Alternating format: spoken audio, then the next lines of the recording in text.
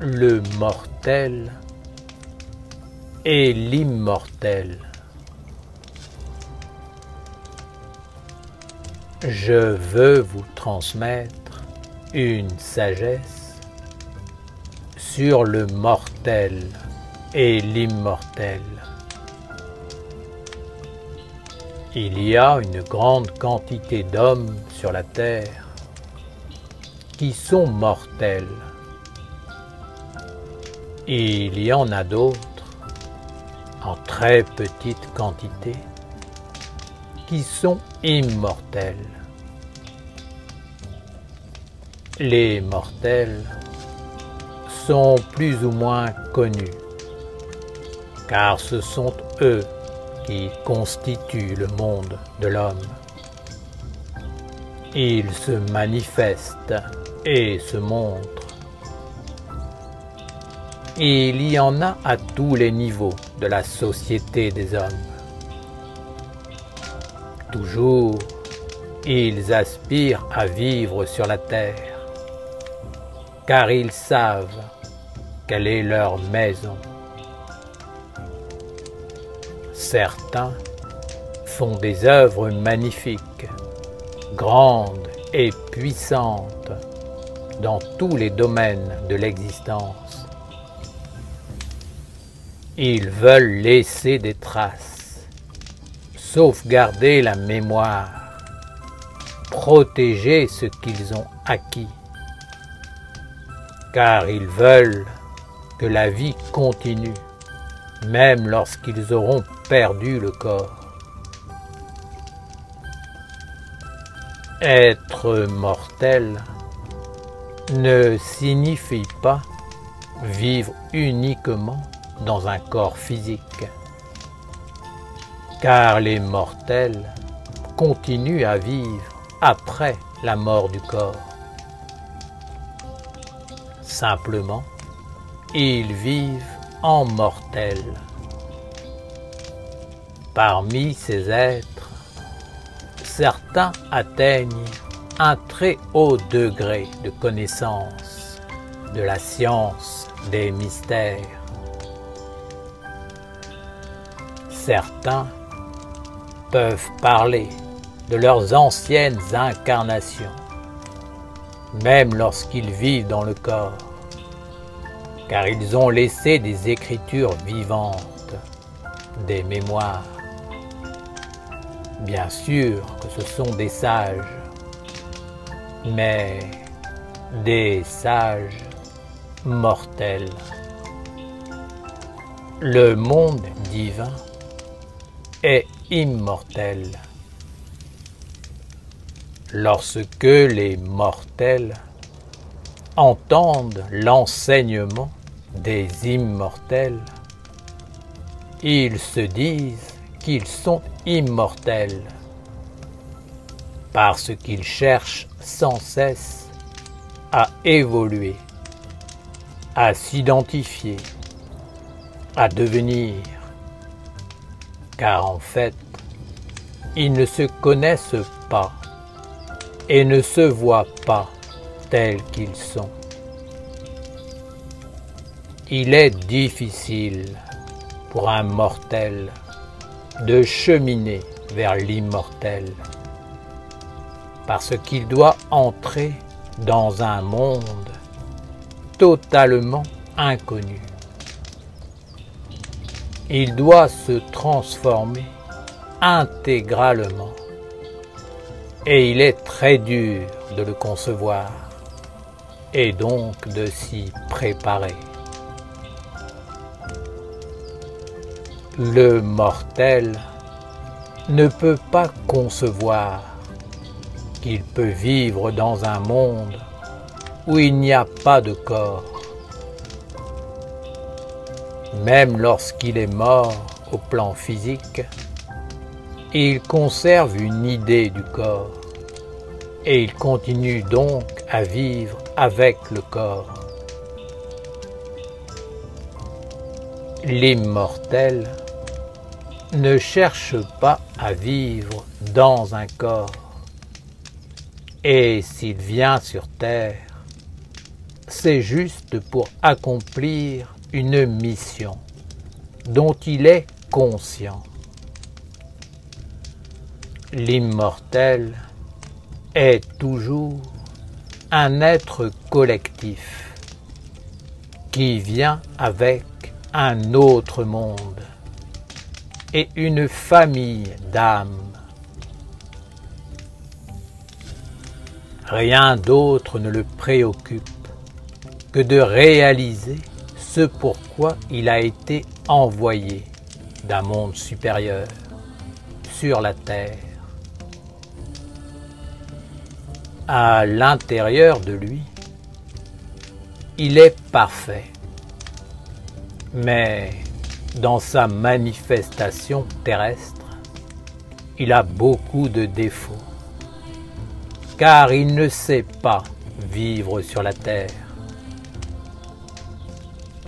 Le mortel est beaucoup plus fort sur la terre, car son but est de parvenir à y vivre dans la perfection. Pour cela, il vient sans arrêt sur la terre. Il se réincarne continuellement afin d'atteindre un certain niveau de maîtrise pour devenir un bon instrument des mondes subtils. Son but est de se former un corps capable de conduire toutes les imperfections vers la perfection. Un immortel ne cherche pas à transformer l'imperfection, car ni le corps, ni même l'idée d'évolution ne l'intéresse. Il vient juste pour accomplir une mission précise. Et bien souvent, il est instable sur la terre, maladroit, pas à son aise. Il vient comme un outil pour apporter une lumière dans un domaine précis. Il est souvent totalement invisible aux yeux des hommes, discret, silencieux. Le mortel est à l'opposé. Il est essentiellement axé sur la survie et sur l'existence terrestre. Il pourra accomplir ou non une grande œuvre, mais ce qui est essentiel pour lui, c'est de laisser quelque chose sur la terre, une trace, une écriture, une continuité. Car pour lui, la terre est sa véritable vie. Il y a des mortels très matérialistes et d'autres qui sont d'une grande, voire d'une très grande spiritualité. Que ce soit une manifestation matérielle ou spirituelle, cela n'a rien à voir avec le monde divin et avec l'être véritable de tous les êtres, qui est essentiellement immortel. Le mortel évolué parvient à sauvegarder sa mémoire et à atteindre une certaine continuité de conscience.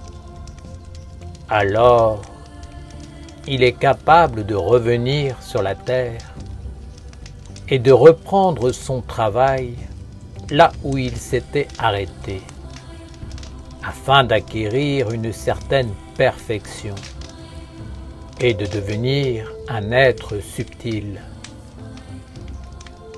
De tels êtres mettent tout en œuvre pour maintenir leur existence.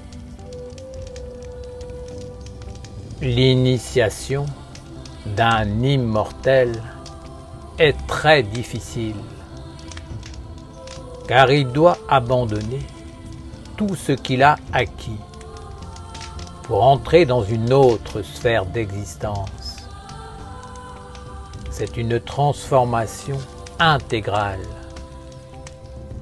Il est difficile pour lui de gérer le monde de l'homme, car à chaque fois qu'il s'incarne, il lui faut retrouver les écritures et les traces qui lui permettront de récupérer sa mémoire et son chemin de destinée. Cela le pousse bien souvent à conclure certaines alliances avec des mondes qui ne sont pas clairs et qui finalement le conduisent à sa perte. Lorsque l'homme mortel rencontre certaines difficultés dans la vie, il met tout en œuvre pour préserver ses acquis, et notamment le corps physique.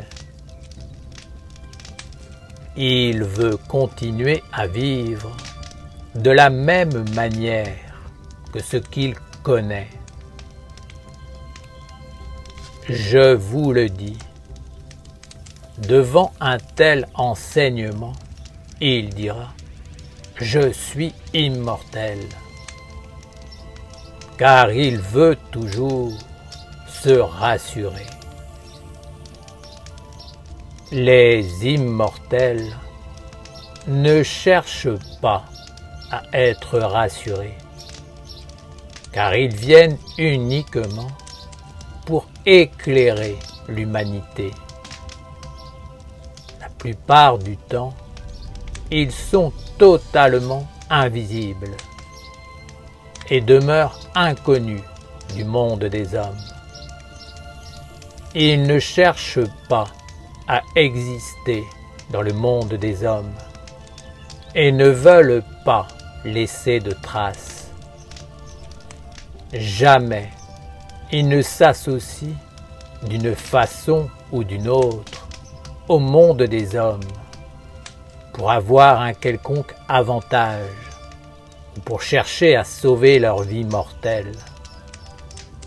En tout, ils sont fidèles à leurs convictions et préfèrent abandonner le corps que de les trahir. J'aimerais que ce savoir devienne clair pour vous et que vous compreniez que sur la Terre, il existe différentes sortes d'êtres humains. Père Ouriel, existe-t-il beaucoup d'immortels sur la Terre? Et pouvons-nous devenir des immortels?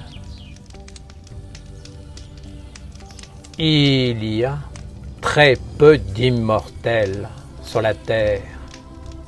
Et quand il y en a, le monde des hommes ne le sait pas, ne le voit pas. La plupart du temps, les immortels ne disent pas qu'ils appartiennent à une famille d'âmes et qu'ils viennent d'un autre monde. Lorsqu'ils se manifestent, la sagesse est présente, la lumière règne et le langage divin s'établit. Ils ne cherchent pas à avoir un retour de leurs dons ou de leur sagesse, mais à apporter la lumière là où elle peut vivre et s'épanouir. Ils viennent régulièrement sur la terre mais jamais pour un développement, une acquisition, une évolution personnelle, car de telles idées leur sont totalement étrangères. Ils viennent juste pour éclairer le monde, car ils sont missionnés par un monde supérieur.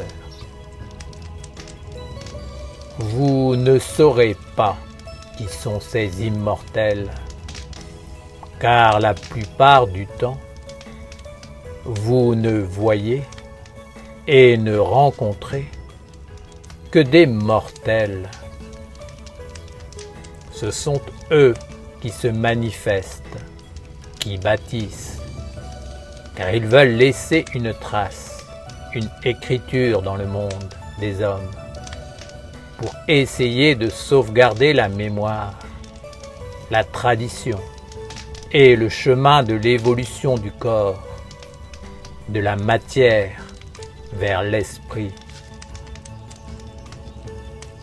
Bien souvent, j'entends des êtres qui, devant moi, disent être des sages et qui se gargarisent devant les autres de connaître leur ancienne vie.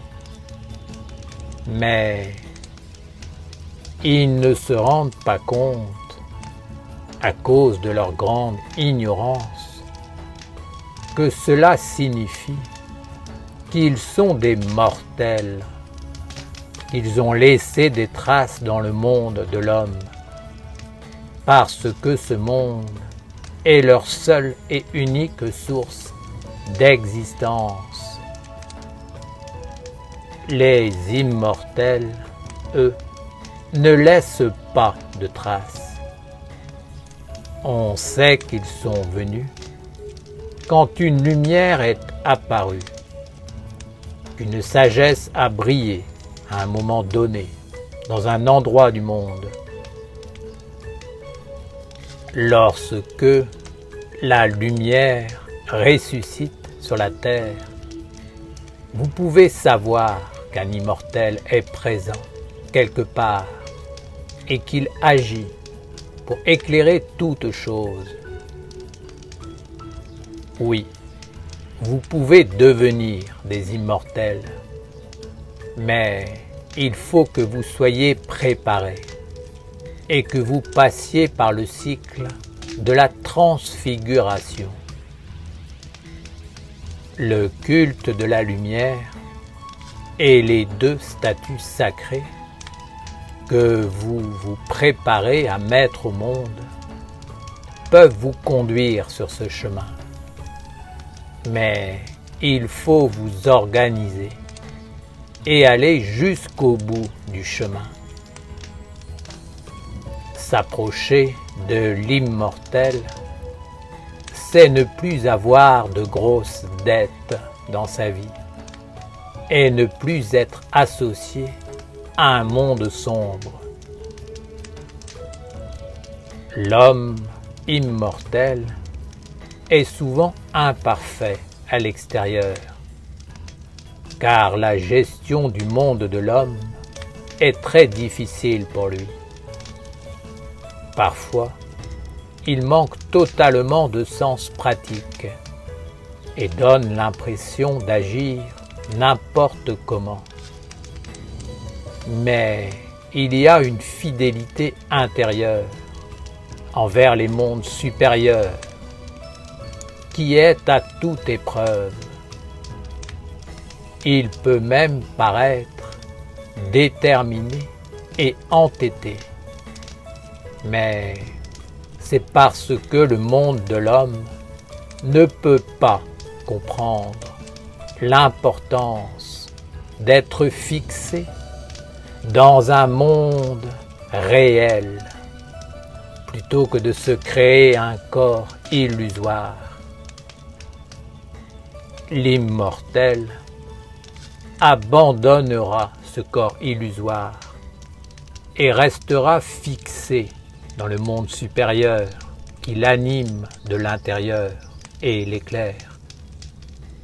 Jamais il ne s'associera avec les ténèbres extérieures et la lumière trompeuse, à part si c'est la chute.